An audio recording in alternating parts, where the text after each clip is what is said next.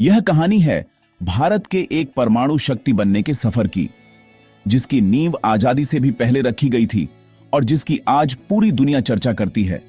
यह कोई साधारण यात्रा नहीं थी, यह संकल्प, स्वाभिमान और अथक परिश्रम की गाथा है। इस महान सपने की नींव आजादी से भी पहले रखी गई थी। इसके पीछे एक ही विजनरी व्यक्ति का हाथ था, डॉक्टर होमी जहांगीर भाभा। उन्होंने ही भविष्य के भारत की ताकत को पहचान लिया था और यह समझ लिया था कि अगर भारत को दुनिया में सिर उठाकर जीना है तो उसे विज्ञान और तकनीक के क्षेत्र में, खासकर परमाणु ऊर्जा में आत्मनिर्भर बनना ही होगा। डॉक्टर भाभा के इसी दूरदर्शी सोच के कारण 1948 में, यानी आजादी के ठीक एक साल बाद, भारत में परमाणु ऊर्जा आयोग की स्थापना की गई। यह वो पहला कदम था जिसने भारत को उस रास्ते पर डाल दिया जहां से वह दुनिया की सबसे बड़ी शक्तियों को चुनौती देने वाला था। प्रधानमंत्री जवाहरलाल नेहरू ने डॉक्टर भाभा की काबिलियत पर पूरा भरोसा दिखाया और उन्हें इस कार्यक्रम को आगे बढ़ाने की पूरी आजादी दी। मुंबई के पास ट्रॉम्बे में भाभा एटॉमिक रिसर्च सेंटर की स्थापना हुई, जो आने वाले कई दशकों तक भारत के परमाणु वैज्ञानिकों के लिए एक मंदिर की तरह बन गया, जहां भारत की आत्मनिर्भरता की इबारत लिखी जानी थी। शुरुआती दिनों में भारत का परमाणु कार्यक्रम पूरी तरह से शांतिपूर्ण उद्देश्यों के लिए था, जैसे बिजली बनाना और कृषि में मदद करना। लेकिन दुनिया की राजनीति बदल रही थी। पड़ीडीडीहोसी देश चीन ने 1964 में अपना पहला परमाणु परीक्षण कर दिया, जिससे भारत की सुरक्षा चिंताएं अचानक बहुत बढ़ गईं। अब सवाल सिर्फ विकास का नहीं, बल्कि देश की संप्रभुता और अस्तित्व का था। इसी समय भारत को यह एहसास हुआ कि शांति की बात भी वही देश कर सकता है जिसके पास अपनी रक्षा करने की ताकत हो। इसी सोच ने भारत के परमाणु कार्यक्रम को एक नई सामरिक दिशा देने की जमीन तैयार की। यह वो द्वार था जब भारत को हर कदम बहुत सोच समझकर उठाना था। हमारे पास सीमित संसाधन थे और दुनिया की बड़ी ताकतें नहीं चाहती थीं कि भारत जैसे विकासशील देश के हाथ में ऐसी कोई तकनीक आए। लेकिन भारत के वैज्ञानिकों और नेताओं ने ठान लिया था कि वे इस चुनौती को स्वीकार करेंगे। उन्होंने यह फैसला किया कि वे दुनिया से मदद की भीख नहीं मांगेंगे, बल्कि अपने दम पर, अपनी मेहनत से इस तकनीक को विकसित करेंगे। यह आत्मनिर्भरता का वही डीएनए है जो आज भी भारत की विदेश नीति और रक्षा नीति की रीढ़ की हड्डी बना हुआ है। यह सफर मुश्किलों से भरा था, लेकिन इरादे चट्टान की तरह मजबूत थे। यह सफर मुश्किलों से भरा था, लेकिन इरादे चट्टान की तरह मजबूत थे। भारत की परमाणु यात्रा का पहला ऐतिहासिक पड़ीछाव आया 18 मई 1974 को। उस दिन राजस्थान के पोखरण रेगिस्तान में धरती एक जोरदार धमाके से कांप उठी। यह कोई भूकंप नहीं था, यह भारत का पहला परमाणु परीक्षण था, जिसका कोड नेम था स्माइलिंग बुद्धा। यह नाम इसलिए रखा गया क्योंकि भारत दुनिया को यह संदेश देना चाहता था कि उसका यह कदम शांति के लिए है, युद्ध के लिए नहीं। उस समय देश की प्रधानमंत्री थीं इंदिरा गांधी, जिन्होंने दुनिया के दबाव के आगे झुके बिना यह साहसिक फैसला लिया। इस एक परीक्षण ने रातों रात दुनिया का भू राजनीतिक समीकरण बदल कर रख दिया और भारत का नाम उन चुनिंदा देशों की सूची में शामिल हो गया जिनके पास परमाणु क्षमता थी। इस परीक्षण की सफलता के पीछे हमारे महान वैज्ञानिकों की दिन रात की मेहनत थी। राजा रमन्ना, होमी सेठना और उनकी टीम ने अत्यंत गोपनीयता के साथ इस मिशन को अंजाम दिया। सबसे बड़ी चुनौती थी इस पूरी प्रक्रिया को दुनिया की जासूस एजेंसियों, खासकर अमेरिका की CIA की नजरों से बचाकर रखना। लेकिन भारत के वैज्ञानिकों ने यह कर दिखाया। जब परीक्षण सफल हुआ तो डॉक्टर राजा रमन्ना ने प्रधानमंत्री इंदिरा गांधी को फोन पर सिर्फ एक कोड संदेश दिया, the Buddha has finally smiled, यानी बुद्ध आखिरकार मुस्कुरा दिए हैं। यह वाक्य भारतीय इतिहास में हमेशा के लिए अमर हो गया, जो भारत के आत्मविश्वास और स्वाभिमान का प्रतीक बना। हालांकि भारत ने इसे एक शांतिपूर्ण परमाणु विस्फोट कहा, लेकिन दुनिया की बड़ी ताकतों ने इसे स्वीकार नहीं किया। अमेरिका और अन्य पश्चिमी देशों ने भारत पर कड़ी ही पाबंदियां लगा दी। न्यूक्लियर सप्लायर्स ग्रुप का गठन ही इसलिए किया गया ताकि भारत को भविष्य में कोई भी परमाणु तकनीक या सामग्री न मिल सके। हमें उस तकनीक से भी वंचित कर दिया गया जो हमने शांतिपूर्ण कार्यों के लिए मांगी थी। भारत को अंतर्राष्ट्रीय मंच पर अलग थलग करने की पूरी कोशिश की गई। यह वो समय था जब भारत को एहसास हुआ कि अंतर्राष्ट्रीय संबंध आदर्शों पर नहीं बल्कि शक्ति संतुलन पर चलते हैं। इन प्रतिबंधों ने भारत के लिए मुश्किलें तो खड़ी दे ही की, लेकिन हमारे वैज्ञानिकों के हौसले को नहीं तो दाद सकी, बल्कि इस चुनौती ने हमें और भी मजबूत बनाया। अब भारत के पास आत्मनिर्भर बनने के अलावा कोई और रास्ता नहीं बचा था। यहीं से भारत के स्वदेशी परमाणु कार्यक्रम का असली संघर्ष शुरू हुआ। हमने यूरेनियम संवर्धन से लेकर मिसाइल तकनीक तक हर चीज खुद बनाने की ठान ली।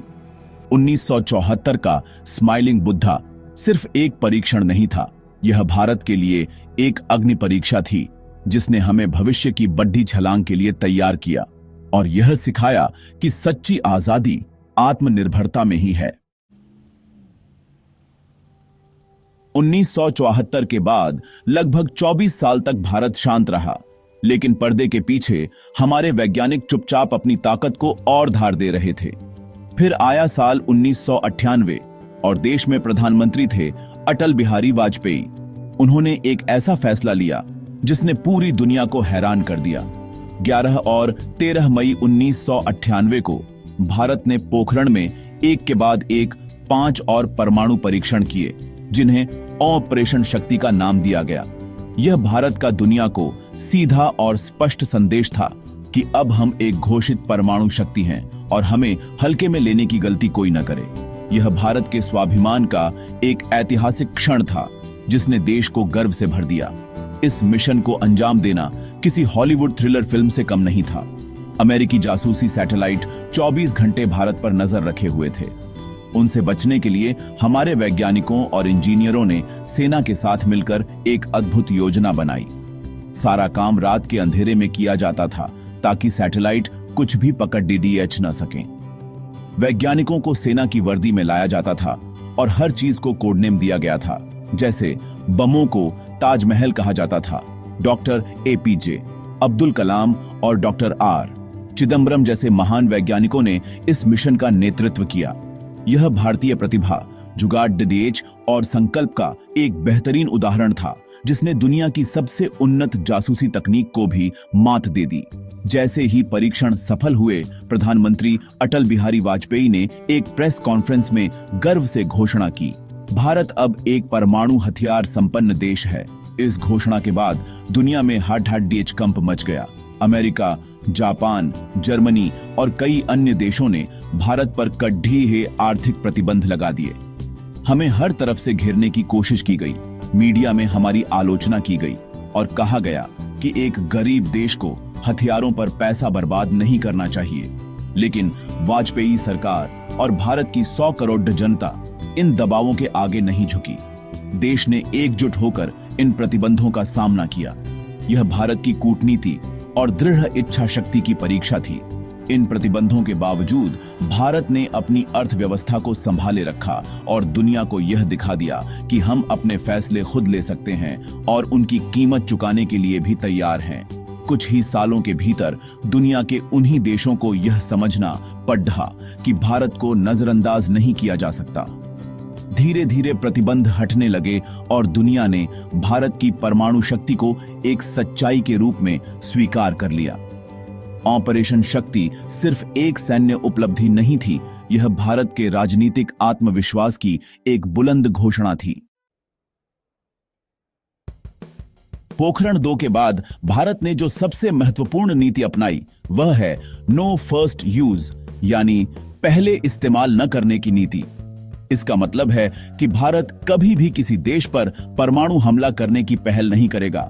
हम इन हथियारों को अपनी रक्षा के लिए एक निवारक के तौर पर देखते हैं, आक्रामकता के लिए नहीं।